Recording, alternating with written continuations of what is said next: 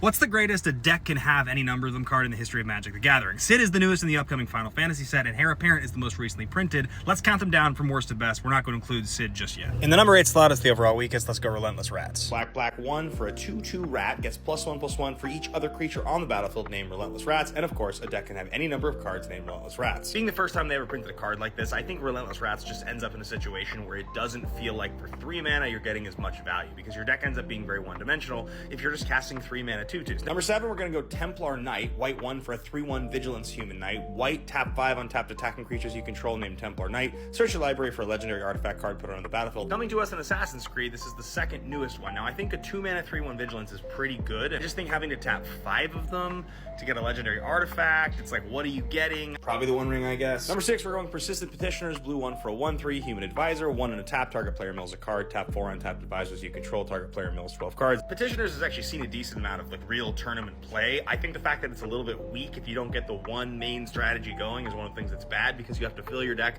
so full of this one type of card. There's just not a lot of other ways to get around it. And historically, mill, if you don't have like a way to protect it or back it up, can be kind of bad because you're not affecting the board or anyone's life total. Number 5, we're going Slime Against Humanity. Green 2 for a sorcery. Create a 0/0 green ooze creature token with trample. Put X +1/+1 counters on it, where X is 2 plus the total number of cards you own in exile and in your graveyard that are oozes or are named Slime Against Humanity. Where this one gets really cool is that it references oozes and it references exile. There's a couple other levers and sort of bells and whistles to turn to make this card better. The fact that it costs 3 is just as bad as Relentless Rats, but the fact that you can exile these to delve and other things like that to make your oozes bigger makes this card pretty appealing. Number 4, we're going to go Rat Colony. Black 1 for a 2/1 rat gets +1/+0 for each other rat you control. Now, it's particularly notable this states other rats you control, not just other creatures named Rat Colony, which means you can play this in a rat deck alongside of Relentless Rats or any of the other ones. Still pretty one-dimensional, but definitely gets out of hand really fast. Number 3, we're going to go Shadowborn Apostle. Black for a 1/1. You can pay 1 and sacrifice 6 creatures you control named Shadowborn Apostle. Search your library for a demon card and put it on the battlefield. It's the only one they've ever printed that costs 1. So you cast 1 on turn 1, 2 on turn 2, 3 on turn 3, and then on turn 4, you can sacrifice 6 of them to get a demon. That's going to be almost guaranteed on curve every time when you're playing as many as you're playing. Number 2, we're going to go Heir Apparent. White 1 for a 2/2 Rabbit Noble. When this creature enters, create a number of 1/1 white rabbit creature tokens equal to the number of other creatures you control named Heir Apparent. Turn 4 is where it gets really stupid. If you play 2 of these, 4 mana is going to get you 8 power across 6 bodies, and that's just turn 4. Maybe a controversial take, but I'm going to call Dragon's Approach the best one ever. Red 2 for a sorcery, deals 3 damage to each opponent. You may exile Dragon's Approach into 4 cards named Dragon's Approach from your graveyard. If you do, search your library for a dragon card, put it on the battlefield. I just think searching for a dragon is very significant, especially because you cast this 4 times at that point, which means your opponent's at 8 life. Many dragons will come down and they'll be almost dead or just dead by the time you resolve your 4th Dragon's Approach.